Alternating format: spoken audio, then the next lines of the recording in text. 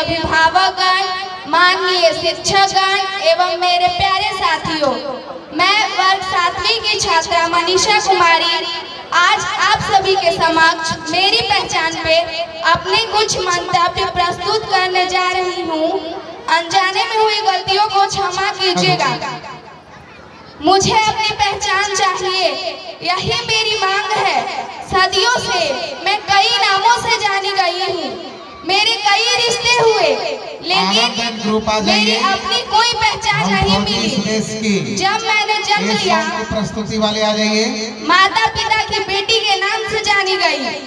जब ससुराल गई तो बहू या पत्नी के नाम से जानी गई। इससे आगे कहानी बढ़ी तो मुझे किसी पुत्र या पुत्री की माँ के नाम से संबोधित किया गया। जब मैं वृद्धावस्था में आई तो मुझे किसी की सास या दादी के नाम से जाना गया। इस तरह से दूसरों के नाम के साथ मेरी पहचान की गई। आखिर कब तक इस तरह से मुझे जाना जाएगा? मुझे अपनी पहचान चाहिए। इसके लिए भी मुझे खुद ही पहल करना होगा, आगे बढ़ना होगा। परंतु क्या करूं? ये समाज हमें आगे बढ़ने देगी तब तो।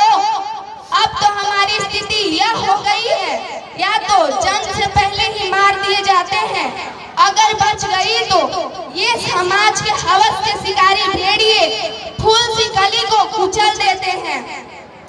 आज मुझे अपनी पहचान चाहिए। क्या सिर्फ मैं किसी की बहू, पत्नी, बेटी, माँ, दादी, सास, बस यही है मेरी पहचान? क्या मेरी अपनी कोई पहचान नहीं? और लोग कहते हैं अरे ये तो कमजोर, लाचार, असहाय सी लड़की है, इसका क्या वजूद? जब मैंने इन सारी बातों पर गौर किया, इन सारे प्रश्नों का उत्तर मैंने खुद में ही पाया। छिन नहीं अवला नहीं नाही मैं बेचारी हूँ, छिन नहीं अवला नहीं नाही मैं बेचारी हूँ, जोश भरा लिबास मैंने गर्व से चलती भारत देश की नारी हूँ।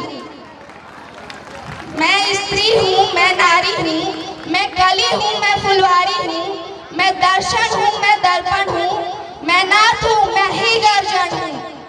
हमारा देश एक पुरुष प्रधान देश है और नारी उसकी सहगामिनी है। युगों से उसने पुरुषों के कदमों से कदम मिलाकर इस सृष्टि के निर्माण में सहयोग प्रदान किया, तब यह संसार साकार रूप में आया। फिर क्यों नारी को एक वस्तु समझकर कभी जुए में दांव पर लगाया गया? सिर्फ नारी की ही क्यों अग्नि परीक्षा ली गई? कलयुग हो या सतयुग, इल्जाम मुझे पर आता है। क्यों घनी अंधेरी सड़कों पर चलने से मन घबराता है? कलयुग में मेरा हाल क्या है? आए दिन अखबारों में, दूरदर्शन में आप देख रहे हैं, पढ़ रहे हैं। आज नारी इतनी असहाय कैसे हो गई, जबकि वे एक शक्ति स्वरूप है। कहाँ गई आज उनकी ये शक्तियाँ? आज वो अंधेरी सड़कों पर चलने से डरती है।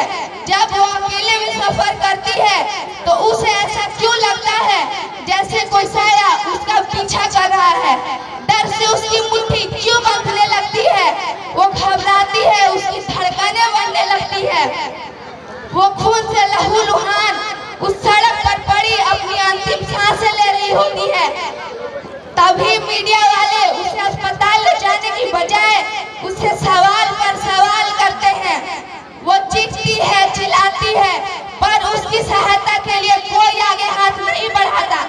मैं पूछती हूँ, आखिर जिसकी रूह, आत्मा, दुनिया सब लूट गई हो, उसके पास बचा ही क्या जो वो कुछ बोले? वो फैसला ही क्या जो फसाद के बाद मिले? अरे वो फैसला ही क्या जो फसाद के बाद मिले? वो ना ही क्या जो मरने के बाद मिले? वो ना ही क्या जो मरने के बाद मिले? आखिर कब तक इस तरह से मुझ पर अत्याचार होते रहेंगे? क्या सृष्टि की निर्माण करने वाली नारी को यही परिणाम भुगतने होंगे? आखिर कब ये समाज हम बेटियों को समझेगी? बेटी होना कोई अभिशाप नहीं, लेकिन ये समाज इस अभिशाप की मानती है। माँ जन्म लेने से पहले ही डर जाती है, क्योंकि जमाना खराब है, इसलिए उसे गर्भ में ही मार डालती है। लेकिन वे यह नहीं जानती प्राकृतिक संतुलन इसी से बिगड़ रहा है। भगवान जोड़िया हैं। अगर उसके जोड़े को गर्भ में नष्ट किया गया तो एक दूसरे के जोड़े को बर्बाद करेगा ही। लिंग अनुपात भी भ्रष्टाचार का एक कारण बन रहा है। लोग कहते हैं ये नई उम्र के लड़के हैं, थोड़ा तो बहक के जाते हैं, तू लड़की है। ये समाज के लोग तुझे पर उंगलियां उठाएंगे, उसे अपने दर्द को व्यक्त करने का भी अधिकार नहीं। मैं कैसे भूल सकती हूँ उन काली अंधेरी रातों को, अपने मन की पीड़ा को कैसे भूलूं मुझको छूते उन हाथों को। ऐ दुनिया वाले, आखिर कब तक तुम मुझे चुप रख पाओगे? ये मत भूलो कल आपकी बेटी भी हो सकती है।